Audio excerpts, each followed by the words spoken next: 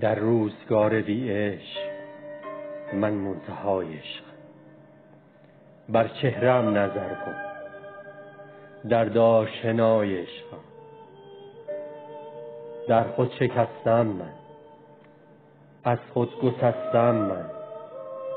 با قامتی خمیده، با صورتی تکیده، من مبتلای عشقم. زنده به یاد عشقم، در غربت غریبم.